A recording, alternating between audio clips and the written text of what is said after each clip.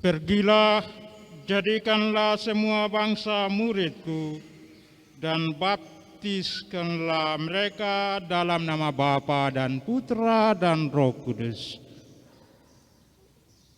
Umat Allah yang terkasih dalam Tuhan kita, Yesus Kristus. Dalam pembacaan pertama dari kitab Ulangan, Nabi Musa berbicara kepada umat Israel tentang Allah. Allah pencipta, Allah hidup, dan Allah pembebas.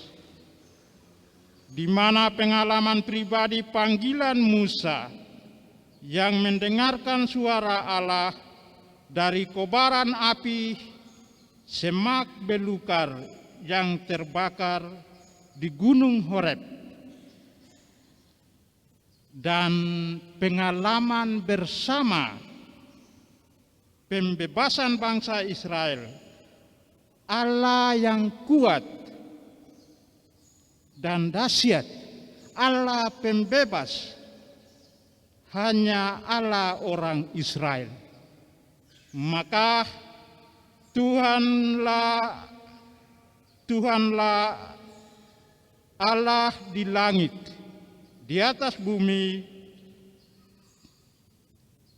dan di bumi di bawah, tidak ada yang lain. Berpeganglah pada ketetapan dan perintahnya yang kusampaikan kepadamu hari ini. Inilah nasihat Nabi Musa kepada bangsa Israel, supaya tetap percaya kepada Allah dan memelihara hukum-hukumnya.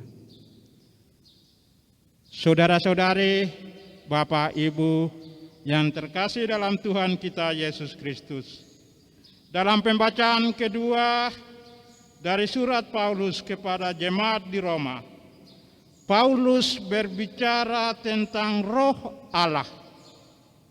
Roh Allah adalah roh yang memerdekakan, artinya roh yang menghidupkan dan mendamai sejahterakan, roh yang menjadikan mereka, jemaat di Roma, dan kita semua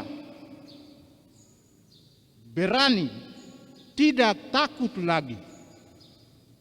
Yang dipimpin roh adalah anak Allah. Dengan demikian memberanikan kita untuk berseru ya Aba, ya Bapa. Dengan menjadi anak Allah maka kita menjadi ahli waris Allah. Kita memiliki hak waris penuh untuk dipermuliakan dengan Dia, Yesus Kristus, anak Allah. Kita adalah anak-anak Allah yang karena itu hidup menurut perintah-perintahnya dan menerima hidup baru hari ini. Kita menerima hidup baru, kita menjadi satu dengan Allah Bapa, Allah Putra, dan Allah Roh Kudus di hari raya Tritunggal Maha Kudus ini, sebagai tanda pengingat akan meterai yang Tuhan kasih kepada kita, yakni pembaptisan, tanda salib dalam nama Bapa dan Putra dan Roh Kudus tak terhapuskan.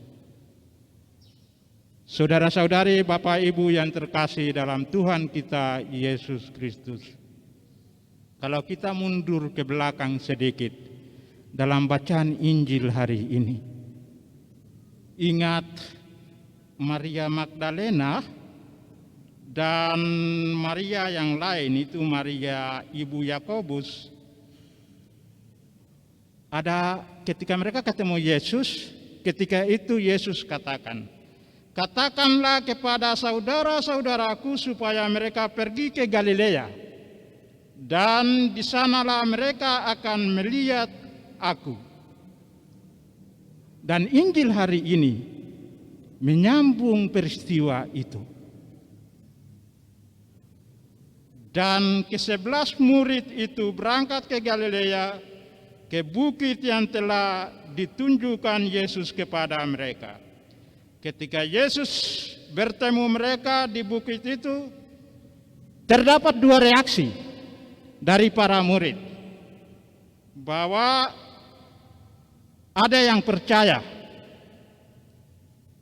dan mereka menyembah Dia. Dan juga beberapa orang ragu-ragu. Dan atas dasar kuasa itu dalam gereja kita sebut dengan magisterium. Nah, yang diterima atas dasar kuasa yang diterima oleh Yesus dari Bapaknya sebagai magister, yakni kuasa di surga dan di bumi, maka Yesus mengutus ke-11 murid hari ini. Karena itu, pergilah, jadikanlah semua bangsa muridku, dan baptiskanlah mereka dalam nama Bapa dan Anak dan Roh Kudus. Dan ajarilah mereka melakukan segala sesuatu yang telah kuperintahkan kepadamu. Dan ketahuilah aku senantiasa menyertai kamu sampai kepada akhir zaman. Saudara-saudari yang terkasih, pada pesta Hari Raya Tritunggal Maha Kudus ini, bahwa perintah Yesus untuk pergilah ke semua bangsa, jadikanlah semua bangsa muridku, sesungguhnya merupakan sebuah perutusan apostolik, tradisi apostolik gereja. Baptislah semua bangsa dalam nama Bapa dan Putra dan Roh Kudus, merupakan dogma. Dan kita gereja Katolik punya dogma resmi gereja. Ajarilah mereka sebagai sesuatu yang telah segala sesuatu. Ajarilah mereka segala sesuatu yang telah kuperintahkan kepadamu. Apa isi dari segala sesuatu yang diperintahkan Yesus untuk diajarkan? Sesungguhnya adalah kitab suci. Kitab suci Injil Kristus adalah isi untuk merupakan sebuah pengajaran kepada para bangsa. Maka kita dengan kitab suci sekali lagi menjadi dasar bagi terang apostolik dan perutusan. Saudara-saudari yang terkasih, dalam gereja Katolik kita mengenal tradisi suci sebagai kekayaan kita, bahwa dalam tradisi suci itu kita punya warisan, yakni kitab suci, tradisi apostolog gereja, magisterium gereja, atau wewenang, atau kuasa, atau otoritas gereja untuk mengajar, dan dogma gereja, aturan gereja, hukum gereja yang mengatur seluruh hidup kita umat beriman.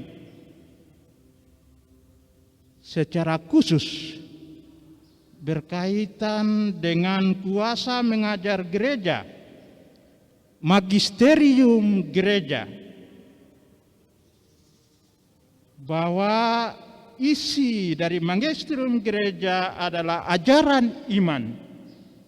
Tugas utama adalah melalui magisterium diberi tugas untuk menunjuk, mengawasi jalannya proses kerasulan itu. Pergi dan baptislah mereka, ajarilah mereka. Dan kita punya magisterium untuk itu.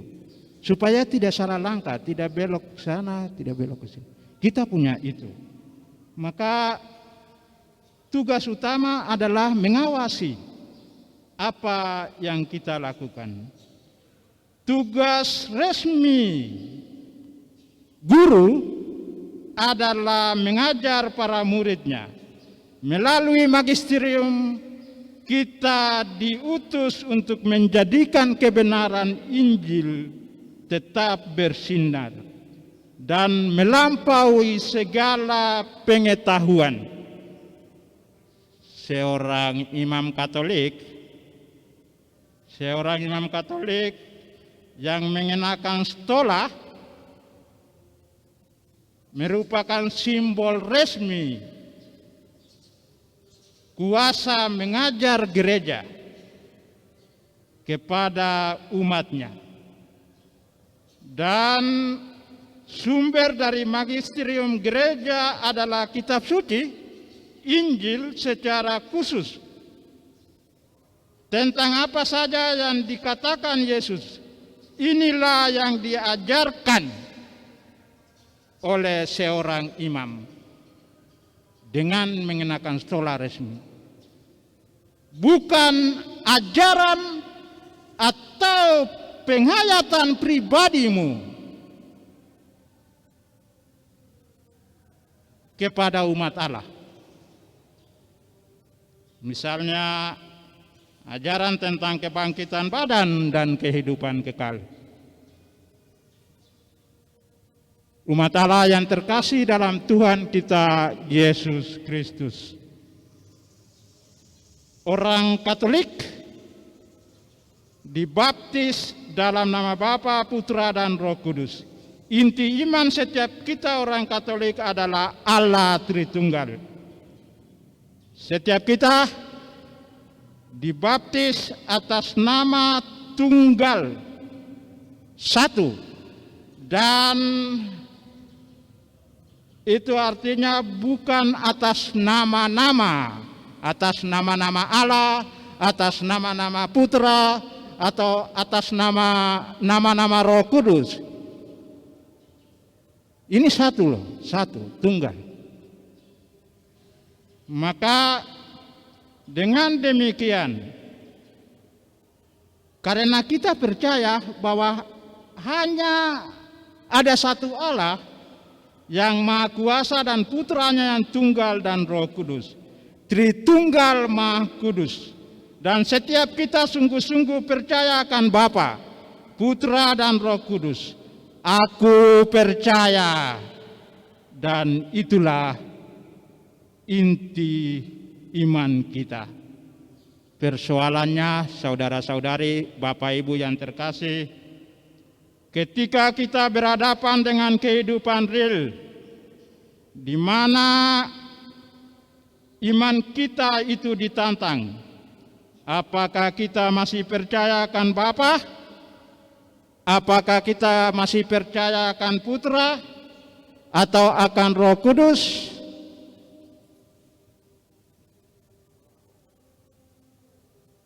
Sebab ketika mereka melihat Yesus, mereka menyembahnya, percaya, tetapi ada beberapa orang yang masih ragu-ragu. Ya. Bahwa setiap kali kita mengatakan aku percaya, apa artinya percaya dan apa jawaban kepercayaan kita? Percaya artinya kita menyatakan kesatuan. Percaya artinya kita menyatakan kesetiaan. Kesatuan dan kesetiaan total kepada Allah Tritunggal Maha Kudus. Itulah jawaban kepercayaan kita. Apapun yang terjadi dalam hidup kita, dihina, dianiaya, bahkan di beberapa negara-negara yang paling krusial setiap hari dengan problem sosial, bahkan dibunuh.